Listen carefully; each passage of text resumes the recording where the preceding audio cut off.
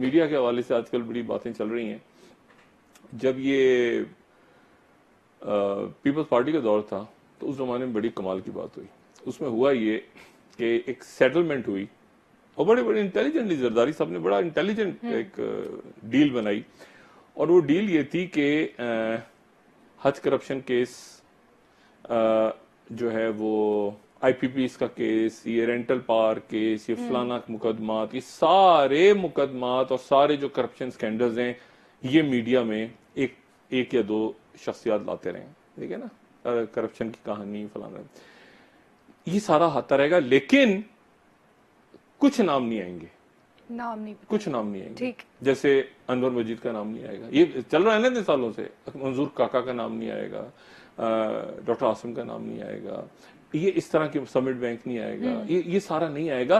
तो अब मुझे बताएं कि ये पीपल्स पार्टी के लोगों को अब भी नहीं पता, बहुत सारी शख्सियात को, कि उनके ऊपर जो उस दौर में कहानियां आती नहीं और रेफरेंसेस बनते रहे, सू मोटो होता रहा, ये सब कुछ होता रहा, ये रजामंदी से हो रहा था और ये सब कुछ हो रहा था। और हमारे इंतहाई मोहतरम जो बहुत सारे दोस्त अहबाब हैं वो खुद उसका हिस्सा बने हुए थे, वो खुद हिस्सा बने हुए थे। ये नाम अचानक में, अच्छा कोई मंजूर काका भी होता है कराची में, ओहो, अचानक लोगों को ये नहीं, अब मैं मतलब अच्छा मंजूर काका भी कोई होता है, अच्छा ये कुछ समिट बैंक के अंदर तो मैंने ये कोई अनवर मजीद साहब भी थे, अच्छा ये कब से थे, अच्छा ये पहले से थे, अच्छा ये भोले भाले बन के सामने ऐसे दुल्हे दुल्हा हमारा।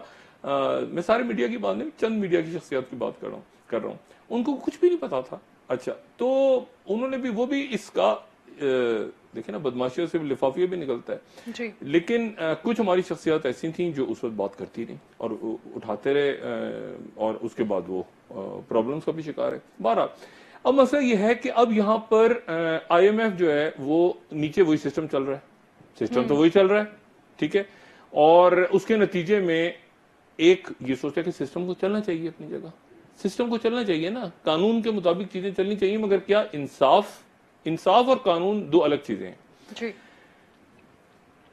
हमारे ईमान का एक हिस्सा है आखिरत पे ईमान, आखिरत पे ईमान के बगैर हम मुसलमान नहीं हो सकते। आखिरत पे ईमान, तो आखिरत क्या है, क्यों आखिरत पे ईमान क्यों जरूरी है? आखिरत पे ईमान इसलिए जरूरी है कि तय हो चुका है कि दुनिया में कोई वजह है, तो आखिरत पे ईमान जरूरी है ना, कि दुनिया में इंसाफ नहीं मिलेगा, ये तय है। तभी तो वहां पर जो बादशाह है और जो फकीर है और जो वजीर है और जो मुलाजिम है, वो सारे के सारे क्यों एक ही सफ में खड़े होंगे और सब अपने अमाल नामे गले में क्यों डाले होंगे?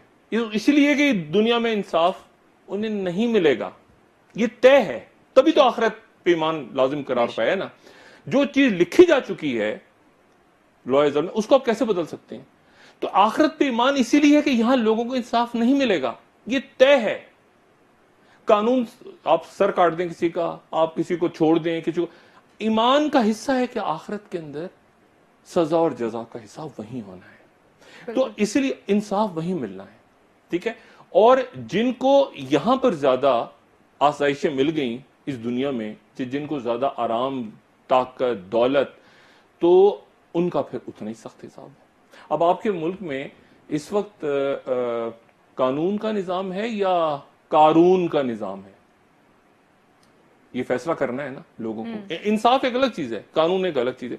आप जब आगे बढ़ रहे हैं, यानी कानून की हुक्मरानी है या कारून की हुक्मरानी है, तो बात यह है सारी कि आपने आगे मुल्क ने जाना है इंशाल्लाह, और मुल्क जाएगा, लेकिन उससे पहले ये फरसूता निजाम खुद अपने आप को आया करते करते खुद ही अपने बोझ तले दबेगा।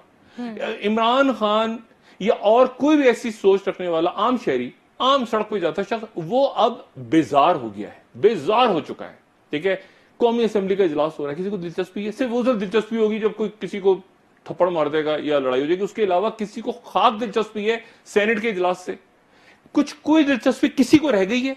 मुझे बताएं। सिर्फ सवाल इस बात का कि थप्पड़ कौन किसको मारता है, कौन उसको गालियां देता है, इजलास ही नहीं चल रहा। आज सुबह असेंबली का इजलास हो रहा था और जो सिंध में, तो मुराद अली शाह साहब ने बड़ी अच्छी बात की, उन्होंने बड़ी अच्छी कि पुलिस की उन्होंने बात की और उन्होंने कहा कि ये जो वहां पर एक यूसी नाजिम ने जो एक जुल्म ढाया मुस्लिम लीग नून के यूसी आजम ने कौम पर जमात के एक बंदे को सड़क पर लोगों के सामने गोलियां मार दी और सड़क पे गोलियां मार के, और वो कह रहा है कि जी ये डाकू था, मुझे ये कर रहा था, वो कर रहा था, और उसके ऊपर उन्होंने एडिशनल आईजी को बदल दिया और उन्होंने कहा कि ये पुलिस की जो है वो सोच बदलनी होगी।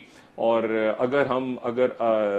फिर उन्होंने आईजी के ऊपर जो है भी उन्होंने पुलिस ऑफिसर के उन्होंने कहा कि वो जब हम उनसे बात करते हैं तो वो अदालत के फैसले लेके सामने आ जाते हैं, तो अदालत के फैसलों पे अगर चलना है तो फिर असेंबली की क्या जरूरत है कि अभी मुराद अली शाह साहब बात कर रहे हैं।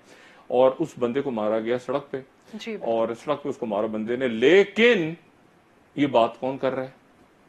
ये बात वो शख्सियात कर रही हैं माशाल्लाह, जहां पे लियारी के अंदर गर्दने काट के और फुटबॉल खेले गए, उज़ैर बलोच लोगों को भूल गए, जहां पर 200 250 लोग मरते थे रोज शहर में, एक दिन में शहर बंद होता था, और शाम को जो है खौफ की नहीं 250 लोग 250 लोग एक दिन में मरते थे, और उसके बाद शाम को बैठ के तय होता था कि यार ये इलाका इसका होगा, ये इलाका इसका होगा। वो शख्सियात अब बैठ के अमन अमान की बात कर रही है, बहुत अच्छा कर रही हैं, लेकिन क्या लोग इस किस्म की बातों, मतलब लोग क्या भूल जाएंगे? लोगों की यादाश्त खो गई है क्या सारी? तो अब मसला ये है कि वो एडिशनल आईजी के ऊपर मलबा डाल दिया, एडिशनल आईजी का वो उससे नाराजगी होगी, उसको हटा दिया, वो कर दिया। ये जो है ना, ये सिंध का तो यानी अब आप यूं समझें कि अब ये सारा का सारा, मैंने कहा ना, पूरा का पूरा सेट और तेजी के साथ हो रहा है, अब ये तेजी के साथ। यानी अब मुझे आप ये बताएं कि मैं मुस्लिम लीग नून जो है ना, उनसे मैं ज्यादा, जरदारी साहब तो जरा खामोश हुए ना अभी, जरदारी साहब ने अपना रवैया भी जरा उनका मोहतात, तो पॉलिटिकली वो इंटेलिजेंटली प्ले कर रहे हैं इस वक्त, लेकिन मुस्लिम लीग नून के जो चंद शख्सियात हैं, ख्वाजा आसिफ साहब ने बड़ी सही बात की कि निज़ाम, मुझे ये हम नहीं चाहते कि निज़ाम चला जाए अपनी जगह से, और निज़ाम हिल जाएगा, हम चाहते हैं पार्लियामेंट चले, ये चले, वो चले। वो भी मोहतात खेल, वो मोहतात इसलिए कर रहे हैं कि असेंबली टूट गई तो फिर क्या होगा? इमरान खान साहब ने, देखिए एक हद तक चले गए ना आप एक हद तक इमरान खान कह रहे हैं कि नहीं होगी डील, नहीं होगी डील, ये नहीं होगा, वो नहीं होगा। असेंबली का इजलास कैसे होगा? 18 तारीख को या 19 तारीख को जब भी इजलास तलब किया हुआ है, इसी दौरान मोहम्मद बिन सुलेमान, शहजादा मोहम्मद बिन सुलेमान पाकिस्तान आ रहे हैं, उनको खुशामदीद और उनके दौरे पे मजीद बात होगी। ये अभी तक तय नहीं कि वो यहाँ से, मेरी कुछ इंडिया लोगों से बात हुई तो कुछ इंडिया में लोग कह रहे हैं कि 19 को पाकिस्तान के बाद इंडिया जाएंगे, कुछ कह रहे हैं कि चाइना चले जाएंगे बहरहाल, वो उनकी यहाँ पे दौरा उनका बड़ा इंपॉर्टेंट है। और नेतन्याहू का जो इंडिया का दौरा था वो ऊपर नीचे हो गया है, और अब इसमें और अफगानिस्तान के अंदर बड़ी तेज डेवलपमेंट्स हो रही हैं, वहां पे जो उनके एक्टिंग डिफेंस सेक्रेटरी हैं वो पहुंचे हुए हैं, वो बात कर रहे हैं, उसके बाद वो ब्रसल्स जाएंगे, Brussels Munich conference, security conference होनी यूरोप में, बड़े इंपॉर्टेंट खत्ते के हालात हो रहे हैं। और ये जो इस्लामिक फोर्स बनी थी रियाद में, उसके जो कमांडर हैं जनरल रिटायर्ड हाहिल शरीफ साहब, वो आए हैं, उनकी मुलाकात हुई है। जो फौज के लोग हैं सऊदी वो भी गालिबन यहाँ मौजूद है। डिफेंस के ऊपर बातें चल रही हैं संजीदा।